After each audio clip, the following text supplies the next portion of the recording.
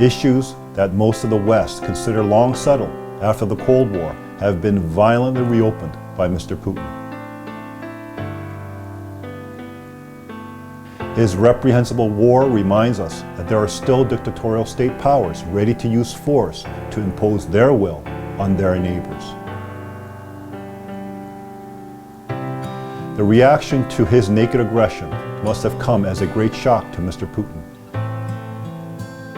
Instead of an overwhelming Ukrainian forces in the initial stages of the invasion, leading to the collapse of the Zelensky regime, his forces were met with a fierce united resistance all along their sectors of advance. From the streets of Kiev to the Donbass of eastern Ukraine, a massive movement of private citizens has heroically put their lives on the line to defend their country, their sovereignty, and their freedoms. The courage and determination of the Ukrainian people have jolted the wider public and nations out of their apathetic complacency. Compelling stories of ordinary citizens fighting back against this brutal onslaught have filled 24-hour cable news channels.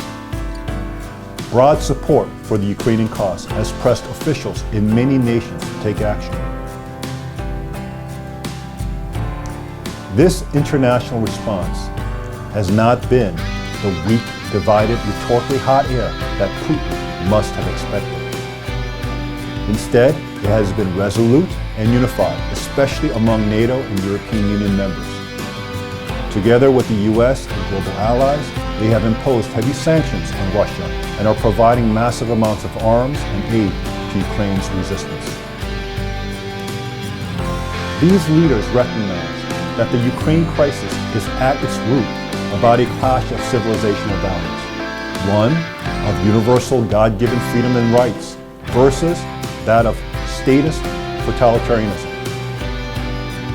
There are essential values that must be defended against aggression, and this has significant global implications.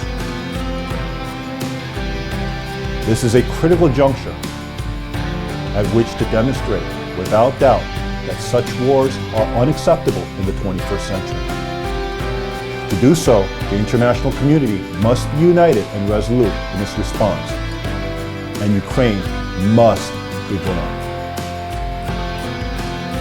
Such a decisive defense of freedom, human rights, and self-determination will have far-reaching implications, making it clear that these are not merely political positions nor national policy, but universal principles necessary for human flourishing and peace in this century.